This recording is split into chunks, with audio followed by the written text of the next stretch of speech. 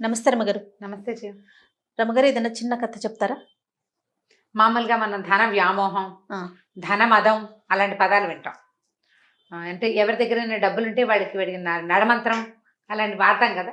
అంటే అవునో కాదో జయ, కానీ డబ్బులు వచ్చేసిన వాడికి ధైర్యం వచ్చేస్తుంది కదా. నేను గ్రేట్ అనే భావన ఆటోమేటిక్గా వస్తుంది. ఎందుకంటే వాడు ఏదైనా కొనగలుగుతాడు. డబ్బుతో పాటు వచ్చేస్తుందంటారా? ఆటోమేటిక్గా డబ్బు అపరిమితమైన ధైర్యాన్ని ఇస్తుంది జయ. ఏదైనా చేసేస్తాడు. దానికి పంచతంత్రంలో ఒక కథ చెప్తా, పెద్ద కథ, చిన్న బ్రీఫ్గా మ్యాటర్ చెప్తా. ఎలుక ఒకటి పైనున్న కుండని ఇక్కడి నుంచి ఎగిరి అందుకుంటుంది. మిగిలిన ఎలుకలు ఏవి అందుకోలేవు. ఈ కింద నుంచి ఎగిరి అంత పైకి ఎట్లా అందుకుంటుంది అని అక్కడికి వచ్చిన ఒక సన్యాసి, ఒక ఆయన ఏమంటాడంటే, ఆ ఎలుకది కాదు బలం, అది ఎక్కడుంటుందో అక్కడుంది ఆ శక్తి ఏమిటో. ఇది ఉన్న ప్లేస్ ఏమిటో చూపించు నాకు, దీని బలం ఏమిటో నేను నీకు చెప్తానంటాడు. వెతికితే ఆ ఎలుక నిద్రించే కింద 2 పెద్ద పెద్ద బంగారపు కుండలు ఉన్నాయి. ఎలుక్కి బంగారం విలువేం తెలీదు. ఆ బంగారం నుంచి వచ్చేటువంటి ఆ గొప్పతనం వల్ల దానికి అది వచ్చింది. అంటే ఎలుక పేరు పెట్టాడు, కానీ మనుషులు కూడా అంతే. వాడికి స్వతహాగా ఏమీ శక్తి ఉండదు, యుక్తి ఉండదు, ఏమీ ఉండదు, మామూలుగా ఉంటాడు. సడన్గా వచ్చి డబ్బులు పడిపోతే వాడు ఏదైనా కొనేసుకోగలడు, ఏదైనా అనే ఫీలింగ్ వచ్చేస్తుంది. చూసావా లోపల? దాని అర్థమవుతుంది కదా, డబ్బు వల్ల మనం ఏం చేయగలం అనేది తెలిసిందా, ఇంకా వాడిని పట్టలేం. వాడిని పట్టలేం. దాన్ని ధనమదం అంటుంటారు. ఆ కథని అట్లా చెప్పారు మనకి పంచతంత్రంలో. ఎలుక్కి వచ్చిన బలం ఎందుకు వచ్చిందంటే దాని కింద ఉన్న డబ్బు వల్లే. ఆ డబ్బులు తీసేసాక అది బలహీన, అది ఎత్తుకోలేదు, ఎగిరి పట్టుకోలేకపోతుంది. అంతేగా, ఎగిరి కింద పడుతుంది అన్ని ఎలుకల్లాగానే. దానికి తెలిసిపోతుంది నా బలం అంతా పోయింది అని. డబ్బు పోతే బలం పోతుంది, నీకు బలం కావాలంటే డబ్బు సంపాదించాలి అని చెప్తుంది పంచతంత్రం. ధనమే ప్రధానమైన బలం మనుషులకి. అయితే దాని మీద ఒక చిన్న చందమామ కథ చెప్తా. ఒక ఊళ్ళో ఒక వీరయ్య గారని ఒక ఆయన ఉన్నాడు. ఈ వీరయ్య గారికి ఓ భార్య కొడుకు ఉండేవారు. పిల్లవాడు కొంచెం 4-3 ఏళ్ళు వచ్చాక భార్య రెండోసారి కనలేక చనిపోయి, ఈయన ఏం చేశారంటే ఈ పిల్లాడిని చూసుకోవటానికి చంద్రమతి అని ఒక ఆవిడని మళ్ళీ పెళ్లి చేసుకున్నారు. ఆవిడ మహాసౌందర్యవతి. ఆయనకి బాగా భయంగా ఉండేది, ఇది సౌందర్యవతి ఇది ఏం చేసేస్తుందో అని. పిల్లాడిని సరిగ్గా చూడదేమో అని అనుకునేవాడు, కానీ పిల్లాడు మాత్రం ఆవిడకి బాగా మాలిమయ్యాడు. ఆవిడ కొంచెం వయసు పెద్దదే, లేట్ మ్యారేజ్ ఆవిడకి. పిల్లాడితో చాలా బాగా ఉండేది. పిల్లాడు పిన్ని కలిసి ఉండేవాళ్ళు. కానీ ఈయనకి భార్య మీద అనుమానంగా ఉండేది. ఇది అందగత్తె, ఏం చేస్తుందో. అక్కడి నుంచి ఆస్తి అంతా దీనికి అప్పచెప్తే ఇదేం కొంప ముంచుతుందేమో అలా అనిపించి ఏం చేసేవాడు, ఆలోచించుకుని నేను పెద్దవాడిని, నాకు ఏదైనా ముంచుకొస్తే చాలా కష్టమని ఆస్తులు గీస్తులు అన్నీ అమ్మేసుకుని బంగారం రూపంలో ఏర్పరచుకున్నాడు. అన్ని బంగారు నాణేలుగా ఏర్పరచుకున్నాడు. మామూలుగా ఏదో తినడానికి ఉండడానికి ఇల్లు వాకిలు ఏవో ఉన్నాయి. ఏం చేశాడు, ఆ బంగారం దాచిన డబ్బంతా, ఈ బంగారాన్ని అంతా 2 పెద్ద పెద్ద బిందెల్లో నింపి తనకి ఇంట్లో ఒక సుబ్బయ్య అని ఒక పనివాడు ఉండేవాడు. ఆ సుబ్బయ్యని వెంబడి పెట్టుకుని, ఒరే నన్ను కూడా ఎత్తు పెంచావు, నువ్వు ముసలాడివి, నాకంటే అంటే సుబ్బయ్య ఇతనికంటే పెద్దవాడు, తన్ని కూడా ఎత్తుకున్నవాడు అనమాట. నా కొడుక్కి అందజేయాలిరా ఇది ఎలాగైనా, నా పెళ్ళాం మంచిది కాదంటే మంచిదే బాబు అన్నా కూడా ఒప్పుకోకుండా ఏం చేశాడు, దూరంగా ఉన్న ఒక దిబ్బలో పాతి పెట్టాడు. అది ఈ సుబ్బయ్యకి తెలుసు. సుబ్బయ్యకి చెప్పాడు, నా పిల్లాడికి చూపించు ఈయనది. పిల్లాడు కొంచెం పెద్ద అయ్యి వాడు బుద్ధిమంతుడు అయ్యాక కొన్నాళ్ళు ఇలాగే గడిచింది. పిల్లాడిని ఎక్కడికో చదువుకు పంపించాక పిల్లాడు కాస్త 16-18 ఏళ్ళ వాడు అయ్యాడు. సడన్గా ఈ వీరయ్య గారు కాస్త పోయాడు. పోయేసరికల్లా మరి ఇంకేం చేస్తారు, పిల్లాడు వచ్చి ఇల్లు వాటిలో చూసుకోవాలిగా. రెండవ ఆవిడ చంద్రమతి కూడా 2-3 పిల్లలు కలిగారు. పిల్లలు అన్నయ్య బాగానే ఉండేవాళ్ళు. ఇంటికి వచ్చి చూసుకుంటే ఇంట్లో ఏమీ లేవు, ఏదో ఇల్లు వాకిలి ఉన్నాయి. సంపాదించే తండ్రి ఏమో చచ్చిపోయాడు. మనకు అంతకుముందు ఉన్న ఆస్తి స్వాస్తి ఏమీ లేవు. ఇప్పుడు ఏదో ఉన్న 10 రూపాయలతో 4 రోజులు గడిచాయి. తర్వాత ఇంకా డబ్బు అవసరం. డబ్బుల కోసం ఆలోచించుకుంటే తల్లి ఏమని చెప్పిందంటే, నాయన మీ నాన్న మనకు అక్కడ పొలం ఇక్కడ స్థలం అన్నీ అమ్మేశాడురా, అమ్మేసి బంగారపు కాసులుగా మార్చాడు. వాటి ఎక్కడో దాచిపెట్టి ఉంటాడు. ఇల్లంతా వెతికారు తల్లి కొడుకు కలిసి, అన్ని పక్కల ఎక్కడైనా తవ్వి పూడ్చిన ఇవి ఉన్నాయేమో అని. వీళ్ళకి ఎక్కడా దొరకల. ఒకవేళ ఇంకా ఎక్కడైనా మన పాత పొలాల్లో ఎక్కడైనా పొలంలో కానీ పూడ్చాడేమో. సుబ్బయ్యని అడిగితే తెలుస్తుందని. అక్కడి నుంచి వీడేం చేశాడు, ఈ కుర్రాడు, వాడి పేరు చంద్రం. ఆ చంద్రము ఈ సుబ్బయ్యని, బాబాయ్ మా నాన్నను కూడా ఎత్తు పెంచావు నువ్వు, మా సంగతి నీకు తెలియంది కాదు. మా నాన్న ఏం చేశాడో తెలీదు, గరువు మీద పొలం అమ్మేశాడు, పక్క ఊళ్ళో ఉన్న ఇళ్ల స్థలాలు అమ్మేశాడు, గొడ్లు అమ్మేశాడు, బళ్ళు అమ్మేశాడు, అమ్మేసిందంతా ఏం చేశాడు అని అడిగితే బంగారు కాసులు చేశాడు రా మీ నాన్న అన్నాడు. ఎక్కడ పెట్టాడు బాబాయ్ అన్నాడు. ఫలానా ఓ చోట పొలంలో పెట్టాడు రా. నీకు తెలుసా బాబాయ్ అన్నాడు. తెలుసురా అన్నాడు. అయితే నాకు చూపిస్తావు బాబాయ్, చూడు ఎంత కష్టపడుతున్నామో అని బతిమలాడాడు. అలాగే నీకు చూపించమని మీ నాన్న చెప్పాడు అన్నాడు. సుబ్బయ్య చంద్రము ఇద్దరు బయలుదేరారు. ఇద్దరు బయలుదేరాక కొంత దూరం బాగా పొలాల్లోకి వెళ్ళారు. నిర్మానుష్యంగా అయిపోయింది. సడన్ గా ఈ సుబ్బయ్య అక్కడ దాకా వెళ్ళాక ఒక రకంగా లాగుతున్నట్టుగా, ఎవరో పిలుస్తున్నట్టుగా ఈ కుర్రాన్ని వదిలేసి గబగబా నడుచుకుంటూ వెళ్ళిపోయి ఓ చోట నిలబడి, ఏంటి నీకంత ఆశ? డబ్బులు కావాలా నీ బతుక్కి? నీ మొహం చూసుకున్నావా ఎప్పుడైనా అద్దంలో అని కుర్రాన్ని తిట్టడం మొదలుపెట్టాడు. వీడు నిర్ఘాంతపడి, ఏమిటి ఇప్పటిదాకా బాగానే ఉన్నాడు బాబాయ్, ఉండి ఉండి బాబాయ్కి ఏమొచ్చిందో వీడికి అర్థం కాలేదు. అదేమిటి బాబాయ్ అంత మాట అన్నావంటే, లేకపోతే నీకు ఇంత డబ్బాస ఎందుకు, ఎలాగోలాగా బతుకు. అసలు ఆ డబ్బంతా ఎక్కడుందో నాకు ఒక్కడికే తెలుసు. డబ్బు ఎక్కడుందో తెలిసిన వాడికే అది అనుభవించే యోగ్యత ఉంటుంది. నువ్వెవడివి మధ్యలో? నువ్వు పెట్టలేదు, నీకు తెలీదు. నువ్వు పెట్టండి, నీకు తెలియంది నీకెందుకు కావాలి? ఇంకా నీకు అక్కర్లేదు, నేను నీకు చచ్చినా చూపించను. ఆ డబ్బులు నావి, అవి ఎక్కడున్నాయో నాకే తెలుసు అన్నాడు. అనేసరికి కూరాడికి ఏడుపు వచ్చేసింది. ఏం చేయాలో తెలియలే. అక్కడి నుంచి బాబాయ్ బాబాయ్ ఇంటికి వెళ్దాను రా బాబాయ్, పిన్ చూస్తుంది బాబాయ్, మా అమ్మ అది అంటుంది బాబాయ్ అని బతిలాడి ఇంటికి తీసుకుపోయాడు. తీరా ఈ స్థలాలు దాటి ముందుకెళ్ళంగానే బాబాయ్ మామూలుగా అయిపోయాడు. ఏంట్రా బాబు మొహం అలా ఉంది, చేతిలో మొహం కడుక్కొని మొహం కూడా కరిగిచ్చాడు పిల్లడికి. జామకాయలు కోసిపెట్టాడు, తిందామా అన్నాడు. బాగానే ఉన్నాడు. ఇంటికి వెళ్ళాక మామూలుగానే పనిచేస్తున్నాడు, మామూలుగానే ఉన్నాడు. మళ్ళీ ఇంకో రోజు తీసుకెళ్ళాడు. ఆ రెండో రోజు అలాగే తిరగబెట్టి తిట్టిపోసాడు వీడిని, కొట్టబోయాడు కూడాను. అర్థం కాల. అమ్మకి చెప్పాడు, ఎక్కడుందో తెలుసు, ఇంట్లో ఉన్నంతసేపు చూపిస్తానంటాడు, ఎక్కడికో తీసుకెళ్తాడు, తీసుకెళ్ళాక చూపించడు, పైగా తిట్టిపోస్తున్నాడు. ఆయన సరకలు ఇవ్వండి నాయన, ఏదో విశేషం ఉందిరా ఇందులో, మనకు అర్థం కావటం లేదు. మీ నాన్నకి ఫ్రెండ్ ఒక ఆయన, తెలుగు పండితుడు ఒక ఆయన ఉన్నాడు ఆ ఊళ్ళో. నాన్నకి ఫ్రెండ్ కదా, రామ్ శర్మ ఏదో ఆయన పేరు, బ్రాహ్మణ అయినా ఆయన దగ్గరికి వెళ్ళు, ఏమైనా ఐడియా చెప్తాడేమో అంటే వీడు పోయి ఆ రామశర్మ గారి దగ్గరికి వెళ్ళాడు. చంద్రం, ఇలాగా పంతులు గారు మా నాన్న ఎక్కడో పెట్టాడండి, సుబ్బయ్య బాబాయ్కి తెలుసు, నన్ను అక్కడి దాకా తీసుకెళ్లేసరికి తిరగబడిపోతున్నాడు. ప్రతిసారి ఎక్కడికి తీసుకెళ్తున్నాడు అంటే ప్రతిసారి ఒకే వైపుకి తీసుకెళ్తున్నాడు. 3 సార్లు వెళ్ళారు. అప్పటికి 3 సార్లు ఇదే జరిగింది. ఆయన సర్కల్ ఆయన నవ్వాడు. ఓ పంచే, ఈసారి తీసుకెళ్ళి మళ్ళీ, అయితే ఎక్కడ నిలబడి నిన్ను తిడుతున్నాడో అక్కడ ఒక గుర్తు పెట్టుకురా, అతను నిలబడ్డ చోటే పెట్టాలి నువ్వు దాన్ని. ఇంటికి వచ్చేసాక అప్పుడు మళ్ళీ వెళ్దువుగా నువ్వు అన్నాడు. అనేసరికి సరే అన్నాడు. మళ్ళీ బాబాయ్ డబ్బులు ఎక్కడన్నాయో చూసి తెచ్చుకుందాన్ని రావా అని తీసుకెళ్ళేసరికి వాడు చర్చి తిట్టిపోసాడు ఆ బాబాయ్ వీడిని. మళ్ళీ అక్కడ వీడేం చేశాడు, వెళ్ళేటప్పుడే ఒక చిన్న కర్ర పుల్ల తీసుకెళ్ళాడు ఇంటి దగ్గర నుంచి. తమ పేరు చెక్కి ఉన్న పుల్ల ఒకటి పట్టుకెళ్ళాడు, ఒక దీని లాంటి వాసన లాంటిది. ఆ వాసాన్ని అక్కడ పాతి పెట్టేసి బాబాయిని తెచ్చేసాడు ఇంటికి. తెచ్చాక ఆ రామ్ శర్మ గారిని వెంట పెట్టుకుని తీసుకెళ్తే ఎక్కడైతే సుబ్బయ్య నుంచున్నాడో అక్కడ తవ్వితే 2 బిందెలు బంగారు బిళ్ళలు దొరికినాయి.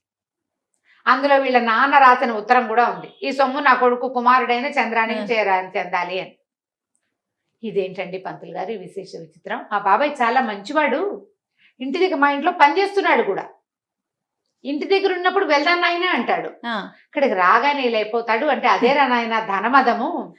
అక్కడికి వచ్చేసరికి అలా ధనం అట్లా ఆశ పుట్టిచ్చేస్తుంది, అట్లా పాడు చేస్తుంది. వాడు ఎంత మంచివాడు, ఇది దాటేసరికి మళ్ళీ మారిపోతాడు. ఆ కాస్త తప్పేసరికి మారిపోతున్నాడు. లక్షణంగా ఇంటికి పట్టుకెళ్ళి వాడుకో, మీ నాన్న నీకోసమే దాచిపెట్టాడు, ఉత్తరం కూడా రాశాడంటే ఆ 2 బిందెలు మోసుకుని ఆ సుబ్బయ్య కూడా ఓ 10 రూపాయలు ఇచ్చి అందులో ఇచ్చి మళ్ళీ ఇల్లు వాకిళ్ళు సంపాదించుకుని పిల్లాడు వ్యాపారం చేసుకుని సుఖంగా ఉన్నాడు. అదే ధనబలం.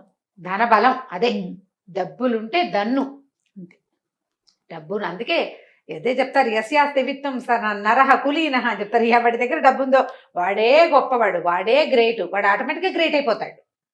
గ్రేట్నెస్ ఉన్నా లేకపోయినా తనకి తను ఉన్నట్టు ఫీల్ అవుతాడు. అది ఉంటే చాలు.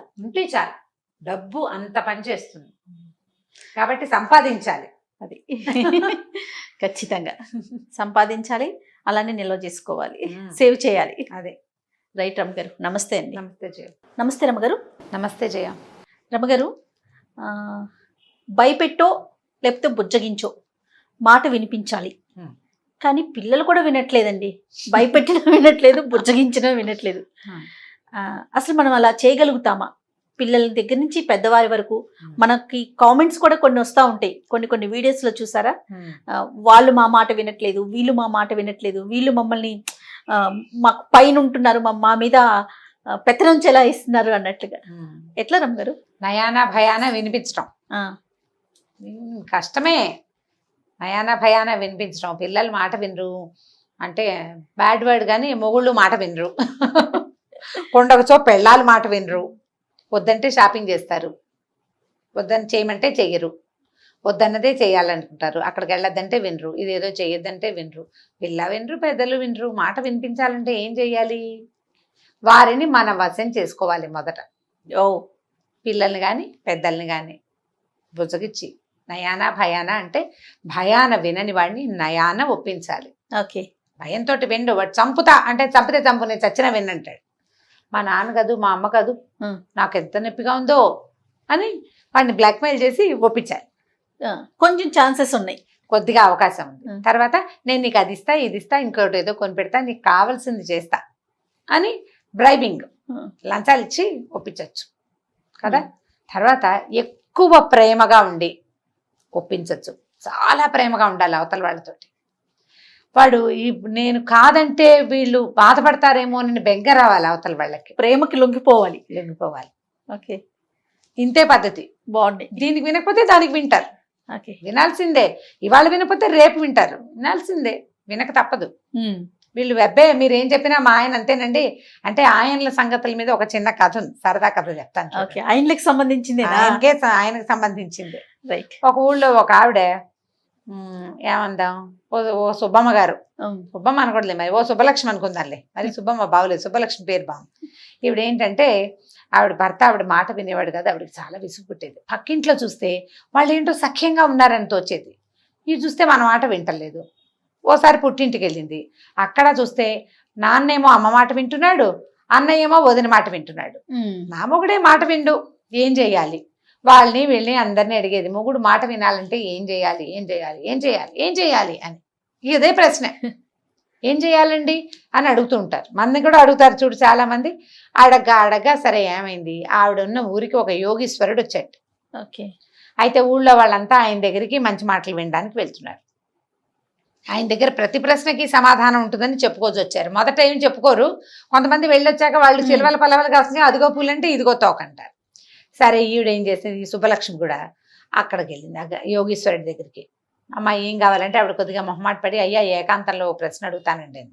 ఏమిటో ఈవిడ ఏకాంత ప్రశ్న అని అందరినీ శిష్యుల్ని పంపించేశాడు. ఏమిటమ్మా అన్నాడు. అయ్యగారు మా ఆయన నా మాట వినడండి, ఎంత చెప్పినా, ఎంత అరిచిపోట్లాడినా, ఎంత కేకలేసినా మాట వినటం లేదండి, మంచి మాట అస్సలు వినడు, ఎలాగండి మా ఆయన్ని ఒప్పించడం అని బాగా ఆలోచించాడు ఆయన. అమ్మ ఓ పని చెయ్యి, మన సమీపంలో ఒక అడవి ఉంది కదా, అక్కడ పులులు తిరుగుతున్నాయి. నువ్వు ఒక పులి గుహ దగ్గరికి వెళ్ళి, పులికి మీసాలు ఉంటాయి, ఒక్క మీసం పట్టుకురా. ఆ పులి మీసం కనుక నీ దగ్గర ఉందో మీ ఆయన నీ మాట వింటాడు. ఓకే, పులి మీసాలు కావాలి. భర్తలు మాట వినాలంటే ఏం చేయాలి? పులి మీసం కావాలి. ఇప్పుడు మేమంతా ఫారెస్ట్లకు పరిగెత్తండి మీరందరూ. ఓకే, అయిందా? సరే పులి మీసం తేవాలంటే ఇవిడికి భయం వేసి, పులే దాని దగ్గరికి ఎలా వెళ్తాం? సరే ట్రై చేద్దాం అనుకుంది. ఏం చేసింది, ఇంటికి వచ్చి బాగా 4-5 రోజులు ఆలోచించుకుని మొగుడికి ఏం చెప్పిందంటే, నేను కాస్త పక్క ఊరు మా అమ్మ వాళ్ళ ఇంటికి వెళ్ళొస్తానని పప్పలు చేసుకుని చక్కగా అరిసెలు, చెక్కలాలు, చెగోడీలు తీసుకుని తలా ఒక టిఫిన్ ఇచ్చిన. అంత టిఫిన్లలో లేవు అప్పట్లో, మూటలు కట్టుకునేది. ఓ మూటలన్నీ కట్టుకుని తను కూడా తిండికి ఏర్పాటు చేసుకుని అడవిలోకి వెళ్ళింది. వెళ్తే ఒక పులి గుహ దగ్గరికి వెళ్ళింది. పులి ఎక్కడో వేటాడి వచ్చింది, మెల్లిగా అలసటగా పడుకుంది. ఏదో శబ్దం అయ్యేసరికి గాండ్రు మంది, వీడు పిక్క చచ్చిపోయింది, అయ్యా బాబోయ్ పులి అరుస్తోందని అనేసరికి సరే ఏం చేసింది, మెల్లిగా ఒక్కో అడుగు వేసుకుంటే లోపలికి వెళ్ళింది. పులికి బద్ధకంగా అంది, అట్లా కూర్చొని చూస్తుంది. ఈవిడేం చేసింది, మూట ఓపెన్ చేసింది. అరిసెలు గుమాయించినాయి వాసన. బయట అయితే పెద్దగా వాసన రాదు, అడవిలో గుహలోకి వెళ్ళేసరికల్లా గాలి అటు ఇటు బారదు కదా, వాసన వస్తుంది. పులికి మూతి నాక్కుంది, అది అమ్మో ఏదో తీయటి వాసన వస్తుంది, ఏమిటో ఆ వాసన చూద్దాం అనుకుని లేచి వచ్చింది. దగ్గరకు వచ్చేసరికల్లా ఇది ఏం చేసింది, మెల్లిగా ఓ అరిసె దాని ముందు పెట్టింది. పులి ఆ అరిసెని తినది, చూస్తోంది, ఏమిటో కొత్త వస్తువు చాలా బాగుంది. తర్వాత ఏం చేసింది, ఓ చెక్కిలము, ఓ చేగోడి, ఓ బూందీ లడ్డు పెట్టింది. అన్నీ భోజనం చేసేసింది. పులి కూర్చుంది పక్కనే వచ్చి. తీయటి పదార్థాలు పెడుతుంటే ఫ్రెండ్షిప్ కుదరదు, బాగా కుదురుతుంది. అక్కడి నుంచి సరే పులి ఆవిడ కాస్త ఫ్రెండ్షిప్ చేశారు. మామూలుగా ఏమవుతుంది, మన పక్కన జంతువులు వచ్చి కూర్చున్నాయి అనుకో, అసంకల్పిత ప్రతీకార చర్యలాగా మన చేతులు వాటి మొహం మీదకి వెళ్తాయి కదా. ఇప్పుడు ఇవన్నీ పెట్టింది కదా, ఆవిడ మీద చెయ్యేస్తే ఆవిడ అదేం అనలా పులి. ఈవిడ చక్కగా తల నిమిరింది. నిమిరాక సంచులు పుచ్చుకుని బయటకు వచ్చేసింది. 2-3 రోజులకు ఒకసారి ఊరు వెళ్తానని చెప్పి ఆవిడ 4 అరిసెలు చేసుకుని, 2 గారెలు చేసుకుని, 3 బూరెలు చేసుకుని చెత్త పుచ్చుకెళ్ళేది. ఈ పులి గుహకి వెళ్ళింది ఒక 10 సార్లు వెళ్ళేసరికల్లా 4-5 రోజులు గడిచేసరికి ఈ పులి అమ్మేది స్వీట్లు తేవట్లేదని వెయిట్ చేసే పరిస్థితి వచ్చింది. చూస్తోంది అది కడుపు నింపేసుకుని తర్వాత తీపి తినడానికి ఫుడ్ ఆహారం తర్వాత ఏమనాలి దాన్ని డిజర్ట్ కోసం ఎదురు చూస్తుంది అనమాట. డెజర్ట్ తింటారు కదా స్వీట్. సరే ఇలా 10 సార్లు వెళ్ళిన తర్వాత ఈవిడ పులి దగ్గర కూర్చుని ఆవిడ తెచ్చిన పదార్థాలు పెట్టి ఒక మీసపు వెంట్రుకని టక్కిని లాగింది. రోజు స్వీట్లు తెచ్చిపెట్టేవాళ్ళు మీసాలు లాగితే మాత్రం ఏమనుకుంటుంది, పులి ఏమి అనలా. ఆ తెంపిన మీసం చేతపుచ్చుకుని అమ్మయ్య దొరికిద్దరా దేవుడా, ఇన్ని రోజులు ట్రై చేశానని ఆ పులి మీసం పట్టుకుని ఆ మేఘాల మీద యోగీశ్వరుడి దగ్గరికి వెళ్ళి ఆయన అప్పటికే ఆ ఊరు వదిలిపెట్టి వెళ్ళిపోయాడు, పక్క ఊరు వెళ్ళిపోయాడు. పక్క ఊళ్ళో ఉన్నాడని తెలుసుకుని అక్కడికి వెళ్ళింది. అయ్యగారు ఇదిగోనండి పులి మీసం తెచ్చాను, ఇప్పుడు ఏం ప్రక్రియ చేయాలో చెప్పండి. పులిమీసము నీ దగ్గర ఉండాలన్నాడు. పులిమీసంతో మొగుడిని ఎలా ఆడిచ్చాలో కనుక్కోవద్దు, ప్రక్రియ కావాలి కదా. ఇప్పుడు మీరంతా అడవులకు వెళ్ళి తెచ్చుకుంటారు, తెచ్చుకున్న తర్వాత ఈ వెంట్రుకతో ఏం చేయాలో ట్రిక్ మేము చెప్పాలి. ఇప్పుడు చెప్పండి. అప్పుడు ఈయన అన్నాడు, అమ్మా ఇది ఎలా తెచ్చావన్నాడు. పులిని మచ్చిక చేసుకున్నానండి తెచ్చానని. ఏమ్మా చంపేసే హింసమృగాన్ని మచ్చిక చేసుకున్నావు, మొగుడిని మచ్చిక చేసుకోవడం రాదు, మొగుడిని మచ్చిక చేసుకోవడం రాదు నీకు, నువ్వేం చేసావు, దానికి ఏం కావాలో అది ఇచ్చావు. దానికి తెలియని ఒక కొత్త దాన్ని, దానికి కావాల్సిన దాన్ని దానికి అలవాటు చేసావు, తెలియని ఒక కొత్త దాన్ని, అది దానికి కావాలనిపించేలాగా చేసావు. చెప్పింది కదా చేసిన ప్రక్రియ అంతా. కావాలనిపించాక నువ్వు ఏం చేస్తే దానికి ఒప్పుకుంటుంది. మొగుళ్ళు కూడా అంతేనమ్మా అన్నాడు. ఈవిడ ఆ పులి మీసానటి ఇటు తిప్పి చూసుకుంది, ఇంకా చేసేదేం లేదు. సరే ఇంటికి వచ్చేసింది. ఆ తర్వాత మా ఆయన నా మాట వినడు అని ఆవిడ ఎప్పుడు అనలా. పులులు వాటి పని అవి చేసుకుంటాయి, దాని వేట అది ఆడుకుంటుంది, దాని పనిలో దాని ఇష్టం. అది నీ దగ్గర ఉన్నప్పుడు నీ మాట వినాలి. నువ్వు బయట ఏం చేస్తావో కూడా నా మాటే వినాలని ఆడవాళ్ళు అడగకూడదు. దాని వేటాడనివ్వాలి, దాని పద్ధతి ప్రకారం దాన్ని జీవించనివ్వాలి. అది నీతో ఉన్నప్పుడు నీతో బాగా ఉండేలాగా చేసుకోవాలి. ఇది ఆడవాళ్ళకి పాఠం చెప్పాడు అనమాట యోగేశ్వరుడు. కాబట్టి నువ్వు చక్కగా మొగుడితోటి బాగా ఉండమ్మా, ఆయన నీతో ఉన్నప్పుడు నీ మాటే వింటాడు, బయటికి వెళ్ళినప్పుడు ఆయన పని ఆయన చేసుకుంటాడు, ఆయన వ్యాపారం అయింది, దాంట్లో నువ్వు వేలు పెట్టకూడదు. పులి ఏదైనా ఒక లేని పట్టుకుంటే నువ్వు లేని పట్టుకోవద్దంటే అది ఒప్పుకుంటుంది, మనల్ని దాని బదులు నిన్ను పట్టుకుంటుంది.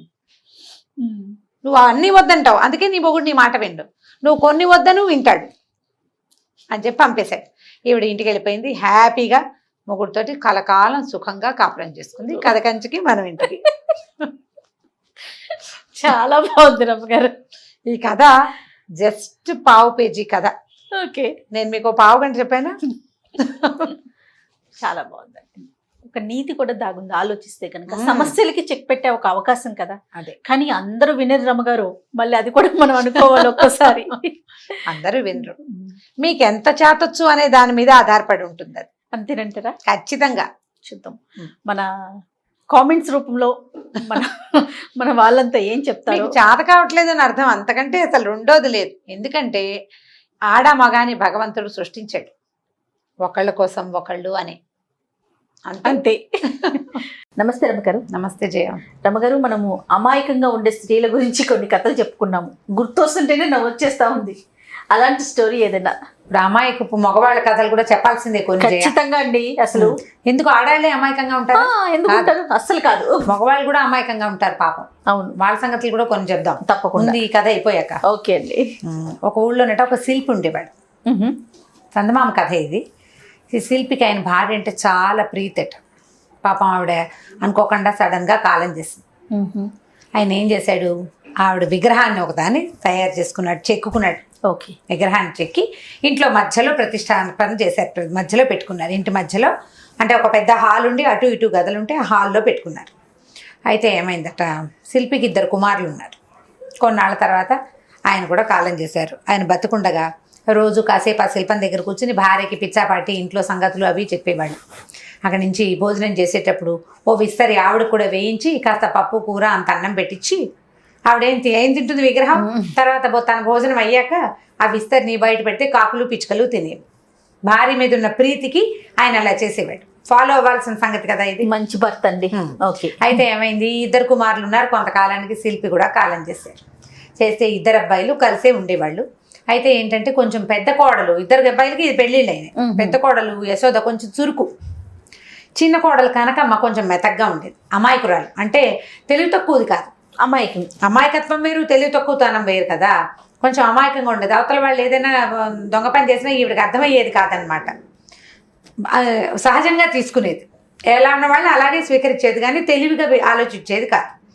అయితే ఏమైంది, ఆవిడ ఎంతసేపు గట్టిగా ఉండి ఈ అమ్మాయితో పని చేయించేసేయటము, ఏదైనా వస్తువులు తేగానే మంచి వస్తువు తను సెలెక్ట్ చేసేసుకుని పిచ్చి వస్తువు చెల్లెల కోసం వదిలిపెట్టడం అట్లా చేసేది. అన్నదమ్ములు ఏమనుకున్నారంటే మనం సెపరేట్గా ఉందాము, ఎవరి సంసారాలు వాళ్ళు దిద్దుకుంటే సరిపోతుంది.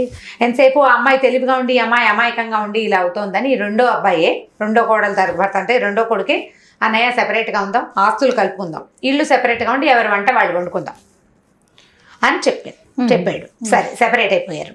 ఏం చేశారు, హాల్ ఉంది కదా మధ్యలో అమ్మ విగ్రహం ఉన్నది, దానికి అటు ఇటు రూములు ఉన్నాయి. హాల్ మాత్రం కామన్గా వదిలిపెట్టుకుని అటు రూములు వాళ్ళు ఇటు రూములు వీళ్ళు వాడుకునేవాళ్ళు. చెరుకో వంటిల్లు ఏర్పరచుకున్నారు.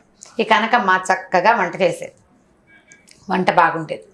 మామగారు ఉండగా ఆయన రోజు భార్య దగ్గర కూర్చుని పిచ్చాపాటి మాట్లాడేవాడు కదా, అట్లా ఈ అమ్మాయి కూడా అత్తగారి దగ్గర కూర్చుని అత్తయ్యాన్ని పొద్దున్నే దండం పెట్టేది. ఓ పువ్వులు తెచ్చి ఆ విగ్రహానికి తలలో పువ్వులు ముడిచి కాస్త రోజు బొట్టు కాస్త పెద్ద ముత్తైదు కదా, పసుపు రాసి కాస్త బొట్టు పెట్టి దండం పెట్టుకుని ఇంట్లో ఉన్న సంగతులు ఆవిడకి చెప్తూ ఉండేది.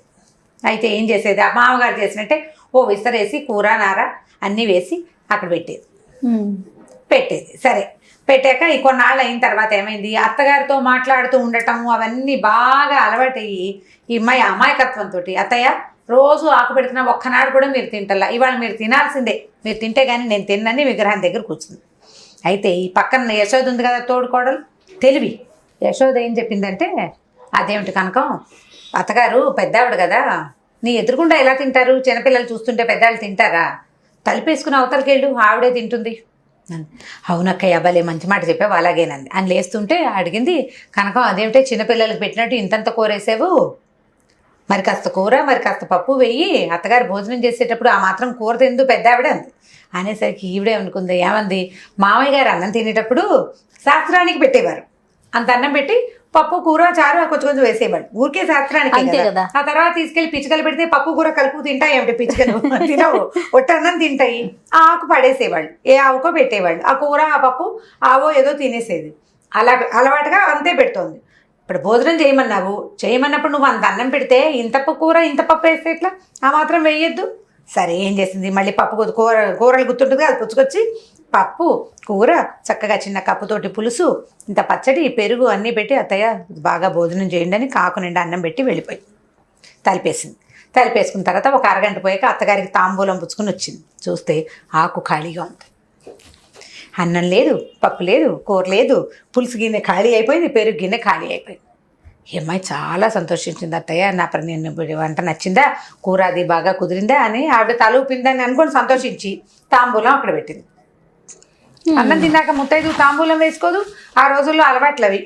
సరే ఇలాగ రోజులు గడుస్తున్నాయి, రోజు పెడతానే ఉంది. రోజు అమ్మాయి వంట చక్కగా సాంగంగా చేసి అత్తగారికి ఇష్టమని తెలగపిండి కూర చేస్తుంది, అత్తగారికి ఇష్టమని కందం బచ్చలు కూర చేస్తుంది, ముక్కల పులుసు చేస్తుంది, సేమియా పాయసం చేస్తుంది, ఏదో చేస్తూ ఉంటుంది. చేసిన రోజున చక్కగా అన్నీ పెడుతుంది. ఒక రోజు కూర ఏదో కూరలు లేవు, పని సాగలేదు, పిల్లాడు ఏడ్చాడు, వంట వేళ పెద్దగా వంట కుదరలేదు, ఇవాళ ఇంతే చేశాను అత్తయ్య అని ఓ పక్కన ఇంకో పచ్చడి కూడా వేసి ఏదో పెట్టేది. రోజు ఆ ఖాళీ అయిపోయింది, అత్తగారు తినేసిందని విస్తరి తీసుకెళ్ళి ఆవుకు పెట్టేది. గడిచింది కొన్నాళ్ళు, ఒక నెల్లాళ్ళు గడిచాక ఏదో పండగ పేరెంటమో వచ్చింది వాళ్ళ ఇంట్లో. వస్తే వాళ్ళ భర్త పనిలోకి వెళ్ళకుండా ఇంట్లో ఉండిపోయాడు. ఆ అమ్మాయి భర్త రెండో కొడుకు, శిల్పి గారి రెండో అబ్బాయి. అయితే ఏమంది, ఇది ఆకు నిండా అన్నం వడ్డించి పెడుతుంటే అదేమిటి అంతంత వడ్డిస్తావు, ఏ కాకులు తింటే ఎంత పిచ్చిమొహం, అంతంత వడ్డించుకో అన్నాడు. అదేమిటండి అత్తయ్య తింటారు, అత్తయ్య తింటాం ఏమిటి నీ బొందా అన్నాడు. నిజమండి, అత్తయ్య గారు రోజు భోజనం చేస్తున్నారు అనేసరికి తెల్లబోయాడు. ఆ అమ్మ తింటాం ఏమిటే, ఆవిడ ఎప్పుడూ చనిపోయిన మనిషి, శాస్త్రానికి పెట్టేవాడు నాన్న, ఆవిడ మీద ప్రీతితో ఒక గౌరవం, అంతేగాని స్వల్పం తింటాం ఏమిటి అంటే మీకు తెలీదు, నెల్లాళ్ళ నుంచి నేను పెట్టిన పప్పు కూర పచ్చడి ఆ శాంతం తినేసేవారు. మధ్యలో రోజు కూరలో ఉప్పు తక్కువైంది, ఆ పూట కూర వదిలేశారు. ఓ రోజు పచ్చట్లో ఉప్పు కారం ఎక్కువైంది, ఆ పూట పచ్చడి వదిలేశారు. తింటున్నారంటుంది. వీడికి అర్థం కాలేదు, ఏమిటిది విచిత్రం. సరే అక్కడి నుంచి పెట్టు, ఏం తింటుందో నేను చూస్తానండి. చిచి అట్లా పెద్దవాళ్ళు తింటున్నప్పుడు చూడకూడదండి, అక్కయ్య కేకలేస్తుంది, అందుకని నేను చూడను, మీరు చూడకండి, భోజనం అయ్యాక అప్పుడు తాంబూలం పెడదాం అంతే. సరే భోజనం అయింది. ఒక అరగంట తర్వాత తాంబూలం పుచ్చుకుని తలుపు తీసి చూస్తే ఆకులో ఏమీ లేదు. ఇతను తెల్లబోయాడు, ఇదేం వింత, ఎక్కడా లేనిది, ఆశ్చర్యపోయాడు. సరే అతనికి ఏం డౌట్ వచ్చింది, ఇక్కడ ఇంకేదో మతలబు ఉంది, ఇంకేదో జరుగుతోంది అనుకుని ఏం చేశాడు, 2-3 రోజులు ఆ వేళకి వెళ్ళకుండా భార్యకి తెలియకుండా చూడడానికి ట్రై చేశాడు. ఆవిడ అడ్డుకునేది, ఇతన్ని చూడనిచ్చేది కాదు. ఒక 3-4 రోజుల తర్వాత ఒకరోజు అతను వదిన చిన్న చిన్న గిన్నెలు తెచ్చి కూర పులుసు అన్నం అన్నీ తన ప్లేట్లో వేసి, అది చిన్న గిన్నెల్లో పులుసులు అవి పోసుకుని పళ్ళెల్లో ఈ అన్నం అది పెట్టుకుని తీసుకెళ్ళిపోవటం చూశాడు. చూసేసరికి అతనికి ఆశ్చర్యం, ఏదమ్మా వదిన ఎంత పనిచేస్తోంది, ఈ మాట బయటకు వస్తే ఎంత పరువు తక్కువ, అన్నయ్య గురించి నలుగురు ఏమనుకుంటారు, బయటికి రానివ్వకూడదు కదా. సరే ఇప్పుడు ఏం చేయాలి, బాగా ఆలోచించి ఒకరోజు భార్యని, ఏమే తలుపు సందులోంచి చూడు, అమ్మ ఏ రూపంలో వచ్చి అన్నం తింటుందో నీకు తెలియదు కదా, ఆత్మ కదా, ఏ రూపంలో వచ్చి తింటుందో తలుపు సందులోంచి చూడమన్నాక ఏమైంది, ఈ అమ్మాయి తలుపు సందులోంచి చూస్తే తోడుకోడలు గిన్నెల్లో వేసుకెళ్ళిపోతున్న సంగతి చూడలేకపోయింది, కానీ ఆకు విస్తరి ఖాళీగా ఉండటం, తోడుకోడలు ఆ అత్తగారి విగ్రహం దగ్గర నుంచి నడిచెళ్ళటం కనపడింది. అక్కయ్య రూపంలోనే అత్తగారు వచ్చి తింటోంది అనుకుంది. అప్పటికీ కూడా ఆవిడ తోడుకోడలను అనుమానించట్లేదు అమ్మాయి పాప. మళ్ళీ భర్తకు చెప్పింది సాయంకాలం, ఏమండి నేను మధ్యాహ్నం చూశాను, అక్కయ్య రూపంలోనే అత్తయ్య భోజనం చేస్తోందండి అంటే, మరి అంత ఉదారంగా పెద్ద కోడల రూపంలో వచ్చి తింటోంది, వెళ్ళి ఆవిడకి దండం పెట్టద్దుటే నువ్వు అన్నాడు. అనేసరికల్లా ఈవిడేం చేసింది, సరే గబగబా సాయంకాలం వెళ్ళి తాంబూలం తీసుకెళ్ళి అక్కగారి చేతిలో పెట్టి, అక్కయ్య నువ్వెంత అదృష్టవంతురాలివి, అత్తయ్య నీ రూపంలో వచ్చి చక్కగా భోజనం చేస్తున్నారు అని దండం పెట్టి కావలిచ్చుకుని కాళ్ళ నీళ్ళు పెట్టుకుని సంతోషించింది. ఈవిడ అమాయకంగా సంతోషించింది, అవతల ఆవిడకి ఏమైనా తేలుగుట్టిన దొంగ అయిపోయింది అనమాట. తోడుకోవడం సిగ్గేసింది, కామ్గా తీసుకోవటం మానేసి. 2వ రోజు రాలా, 3వ రోజు రాలా, విస్తర అలాగే ఉంది పెట్టినట్టు. సాయంకాలం ఆ రోజు చూసింది, మర్నాడు సాయంకాలం ఏడుస్తూ కూర్చుంది. భర్త వచ్చేసరికి, ఎందుకే ఏడుస్తున్నావంటే, ఏమండి అత్తయ్య కోపం వచ్చినట్టుంది, రావడం లేదు, అన్నం తింటా మానేశారండి అని అనేసరికల్లా, అట్లా కాదే అమ్మ సంతోషపడింది. అమ్మకి అర్థమైంది నువ్వు తనని తెలుసుకున్నావని. ఎక్కడో పుట్టడానికి వెళ్ళిపోయి ఉంటుంది ఆవిడ, ఎక్కడో పుడుతోంది. మనం తెలిసిన వాళ్ళ ఇళ్లలో ఎక్కడైనా అమ్మ పోలికల్లో పిల్ల పుడితే ఆ పిల్లని చూద్దాంలే మనం అని, ఇక ఇవాళ నుంచి అల్లా పెట్టకు, నానబెట్టినట్టే కొద్దిగా పెట్టి అది తీసుకెళ్ళి కాకులు పెట్టి ఆ తర్వాత విస్తరైతే ఆవుకు పెడదు కానీ అని ఒప్పించేశాడు భార్యని. అమాయకురాలు కదా, కన్విన్స్ అయిపోయింది అనమాట. సరే తర్వాత కొన్నాళ్ళు గడిచిన తర్వాత అప్పుడు అతను ఆ వదిన గారు వచ్చి గిన్నెలో తీసుకెళ్తుందనే సంగతి భార్యకి స్లోగా తెలియజేశాడు, రచ్చ చేయలేదు, నిదానంగా తెలియజేశాడు. ఈవిడే సిగ్గుపడి తోడుకోడలు కూడా ఇక ఆ పని చేయటం మానేసింది, మెల్లిగా జాగ్రత్తగా ఉండటం మొదలుపెట్టింది అనమాట. ఈవిడ అమాయకత్వం ఏ దశకి వెళ్ళింది, విగ్రహమే వచ్చి తినేస్తుంది ఒకటి, పోనీ అత్తగారు ఆత్మ తోడుకోవడం రూపంలో వచ్చింది. ఇప్పుడు మామూలుగా తెలివిగల వాళ్ళైతే ఏమనుకుంటారు, అమ్మా నేను అత్తగారు తింటోంది అనుకున్నాను, ఈవిడ ఎత్తుకుపోతుంది దొంగమొహం అని అనుకోరా మామూలు వాళ్ళు కదా. ఈవిడ అమాయకురాలు పాపం, ఈ అమాయకత్వంతో ఈ పని చేసింది అనమాట. తర్వాత నుంచి భర్త ఈవిని కొంచెం కాస్త తెలివిగల దాన్ని చేయటం కోసం ఒక ట్యూషన్ మాస్టర్ని పెట్టి ఈవిడికి పుస్తకాలు చదవటం అవి నేర్పించారు. కథలు చదివితే మనుషుల్ని ప్రపంచం తెలుసుకుంటుంది, కొంచెము రామాయణ మహాభారతాలైనా చదువుకుని ప్రపంచంలో ఎలాంటి వాళ్ళు ఉన్నారో అర్థం చేసుకుంటుందని చదువు చెప్పించే ప్రయత్నం చేశాడు. ఇంతకుముందు ఆవిడ అమాయకురాలు, కాస్త చదువు చెప్పించి విద్యార్థికురాలు చేయడానికి ట్రై చేశాడనమాట. కథ కంచికి మనం ఇంటికి. చాలా బాగుంది, మంచి స్టోరీ, పిల్లలకి చెప్తానికి కూడా చాలా బాగుంటుంది. రైట్ రమ్మగారు, ఇంకో స్టోరీతో మళ్ళీ కలుద్దాం. నమస్తే రమ్మగారు. నమస్తే జయ. రమ్మగారు, చందమామ కథలు చెప్పుకొని చాలా రోజులు అవుతుందండి, ఏదైనా ఒక మంచి కథ. మనం సిరీస్లు చెప్పుకుంటున్నాం కదా, చందమామల కథల్లో నుంచి కూడా ఒక సిరీస్ ఏదైనా సెలెక్ట్ చేసుకుని చెప్పుకుందాం ఈసారి. తప్పకుండా. చిన్న చందమామ కథ ఒకటి చెప్దాం. మామూలుగా మనకి కోపిష్టి వాళ్ళు ఉంటారు, ఎంత ఎక్స్టెంట్కి వెళ్ళిపోతారో వాళ్ళు. ఆ పోతే పో, వెళ్తే వెళ్ళిపో, నేను సంబంధం అలా మాట్లాడేస్తారు కోపం వచ్చినప్పుడు. తర్వాత రిపెంట్ అవుతారా అవరా అని నాకు ఎప్పుడు డౌట్ వస్తుంటుంది. పోతే పోతారు. అయ్యో పిల్లాడు బయటికి వెళ్ళిపోతాడు, ఆ పోతే పోతాడు, నాకేం సంబంధం. అదే నీకేం సంబంధం ఎందుకు ఉండదు, నీ పిల్లాడితో నీకు సంబంధం ఉండదు, వాడే వస్తాడనో ఏదో ఉంటుంది వాళ్ళకి నమ్మకం. నేను ఒక కథ చదివాను, చందమామ కథ, అది ఎప్పుడు తలుచుకుంటూ ఉంటాను అనమాట నేను. కోపిష్టి భర్త. భలే ఉందండి టైటిల్. ఒక ఊళ్ళో ఒక గోపాలుడని ఒక కుర్రాడు ఉన్నాడు, పరమ ధూర్తుడు, అమిత కోపిష్టివాడు. పెద్దగా అమ్మా నాన్న ఎవరు లేరు, ఏదో 1-2 ఎకరాల పొలం ఉంది, ఏదో సేద్యం చేసుకునేవాడు. వాడికి పెళ్లి చేశారు చుట్టాలు పక్కాలు కలిసి. ఆ పెళ్లి కూతురు పేరు కమల. అమ్మాయి మంచి పనిమంతురాలు, చక్కగా పనిచేసేది. కానీ వీడికి అన్నిటికీ కోపం వచ్చేది. మాట్లాడితే దుర్భాషలాడి తిట్టేవాడు, ఏదో ఒకటి అంటాడు. ఎంత పని చేసినా మెప్పు లేదు.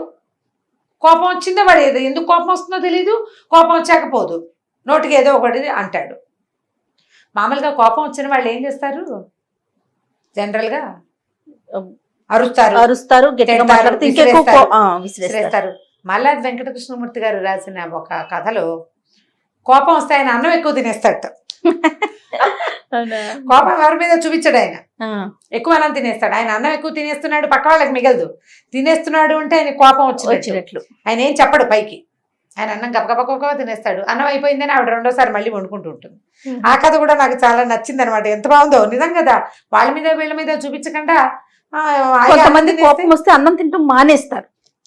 కోపం వస్తే అన్నం తింటాం మానేసి వాళ్ళు మా దగ్గర బోళ్ళంత మంది ఉన్నారు. కోపం రాగానే వాళ్ళకి అన్నం ఆకలి అయిందంటే, కోపం వస్తే ఎక్సైట్మెంట్ లోపల ఒక ఉద్రేకం కదా, ఇంకా ఆకలిస్తుంది. అవును, మొండితనానికి మానేస్తారు అంతే, అది నిజం. అందుకే కోపం భోంచేస్తున్నారు అని చెప్తారు మన వాళ్ళు. ఈ కోపిష్టి భర్త కథలో ఇతను తెగ తిట్టిపోసేవాడు. ఆ అమ్మాయి ఏడ్చేది, ఏంటి ఇట్లా ఎంత తిడతావు, ఎంత పని చేసినా నీకు మెప్పు లేదు, పో అంటే బయటికి పోతాను కదా, ఎప్పుడు ఇట్లా తిడుతూ ఉంటే ఎవరి వల్ల అవుతుంది అని అంటూ ఉండేది. ఒకరోజు ఎప్పుడు ఆ అమ్మాయి ఈ మాట అనంగానే మొగుడు అన్నాడు, పో ఎక్కడికి పోతావు, అయితే వెళ్ళిపో, మా ఇంట్లో ఉండక్కర్లేదు నువ్వు అన్నాడు. ఠకీమని చీపురు అక్కడ పడేసి నడిచి వెళ్ళిపోయింది బయటికి. అంత విరక్తి పుట్టించేసాడు అనమాట. ఆ ఎక్స్టెంట్కి తీసుకురాకూడదు కదా, వెళ్ళిపోయింది బయటికి. వెళ్ళిపోయింది. ఇతను ఏమనుకున్నాడు, ఏ పక్కింటోని వెనకింటోని కూర్చుంటుంది, కాసేపు అయ్యాక వస్తుంది అనుకున్నాడు. చూశాడు, రాల. చీకటి పడింది, రాల. అయ్యో బాబు ఏదో అయింది అనుకున్నాడు. సరే ఏం చేశాడు, వాళ్ళ మేనమావల ఇంటికి వెళ్ళాడు. మేనమావల ఇంటి పక్క ఊళ్ళు. ఏమనుకున్నాడు, కోపం వచ్చి వాళ్ళ మేనమావల ఇంటికి వెళ్ళిపోయి ఉంటుందని ఊహించాడు. ఆ మేనమావలు పాపం, ఇది అమ్మాయికి అమ్మ నాన్న లేరు, ఆ మేనమామలు రాచి రంపాను పెట్టేవారట దాన్ని చిన్నప్పుడు. ఓహో, అమ్మాయి పెళ్ళయింది బతికిపోనానరా దేవుడా అని మొగుడు దగ్గరికి వస్తే వీడేమో ఇలా తిట్టిపోసి కాల్చుకు తింటాడు. వాళ్ళ ఇంటికి కూడా వెళ్ళాల. వాళ్ళు ఏమన్నారు, అదే అబ్బాయి పర్వాలేదు అమ్మా, ఇక్కడికి వస్తే మేము పంపిస్తానులే అన్నారు. సరే మర్నాడు ఆ దారిలోంచి అతను తిరిగి వస్తుంటే ఒక బండి రాములని వాళ్ళ ఊళ్ళో బండివాడు ఉన్నాడు. ఆ బండివాడు అన్నాడు, మీ ఆవిడ ఫలానా ఇంత ఈ రంగు చీర కట్టుకుని ఇంత ఉంటుంది అమ్మాయి అయినా, నేను రామాపురంలో దింపాను అమ్మాయిని అని చెప్పాడు.